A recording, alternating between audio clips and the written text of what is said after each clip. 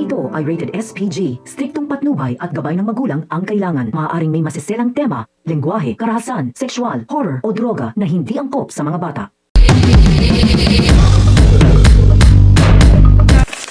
Isang mapagpalang araw mga kapamilya, narito ang mga dapat nating abangan sa Coco Martin Sigabo.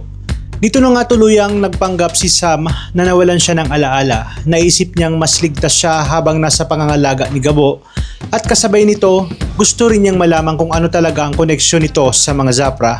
Sa ganitong paraan, umaasa siyang malalaman niya ang buong katotohanan sa likod ng mga nangyayari. Pero habang tumatagal ang pagkasama nila, unti-unti niyang nakikita na iba pala si Gabo sa kanyang iniisip. Totoo ang malasakit nito sa kanya at ginagawa lamang nito ang lahat para maprotektahan siya. Dahil dito, hindi na rin niya maiwasang magkaroon ng damdamin para dito kay Gabo. Tala, hindi na kayang manatili ni Ricardo sa paghihintay ng anumang balita tungkol sa kanyang anak na si Max. Kaya naman siya na mismo ang kumilos at isinama ang kanyang mga tauhan sa isang misyon. Napansin ito ni Isabel at nang tanungin niya kung saan sila pupunta, ipinaalam ng bodyguard na Ricardo na mayroon silang kailangang puntahan. Sa kabilang banda, patuloy naman ang paghahanap ni Lucas kay Samantha sa buong ginintoang lupa. Ngunit kahit anong pagsisikap nila, wala silang makita ni anumang bakas tungkol sa kanya. Dahil dito nagpasya muna si Lucas na bumalik at iniwang kay Paquito ang litrato ni Sam. Sinabihan niya ito na agad magbigay ng impormasyon sakaling makita siya dahil napakahalaga ni Sam sa kanya. Panatag naman si Paquito dahil nasa kanilang kontrol ang ginintoang lupa.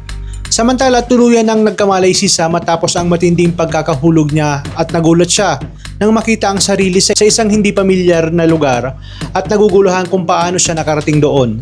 Dito naman ipinagpatuloy ni Gabo ang kanyang pagpapanggap at gumawa ng kwento para hindi mahalata ni Sam ang tunay na nangyayari. Ipinaliwanag niyang mag-asawa umano sila at siya naman ay si Gloria. Nang tanungin siya ni Sam kung totoo ang lahat, lalo pa niyang pinaniwala ito sa pamamagitan ng pagsabing nahulog lamang siya mula sa bubong.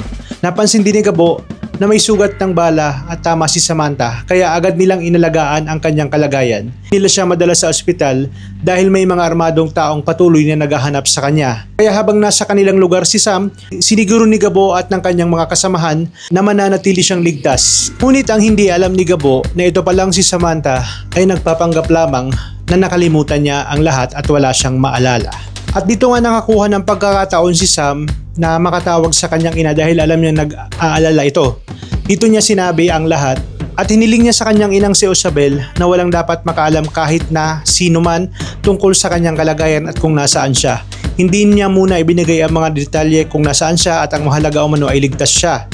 Dito sinabi niya na kahit sa kanyang ate at sa kanyang amang si General Jacinto ay huwag ipaalam na siya ay buhay pa. Dahil para na rin nga ito sa kanyang kaligtasan. Dito ay pumayag si Isabel at least daw ay napanatag na ang kanyang loob na ligtas ang kanyang anak. Pakaabangan natin kung paano haharapin ni Samantha ang buhay dito sa ginintoang lupa. Yung alam lang lahat na siya ay nagka-amnesia. Pero isang malaking plot twist pala ang kanyang ginawa dahil nagpapanggap lang siya sa kanyang sariling misyon. Yan ang pakaabangan natin dito lang sa Coco Martin Sigabo. Maraming salamat sa inyong panonood at pagpalain tayong lahat, mga kapamilya.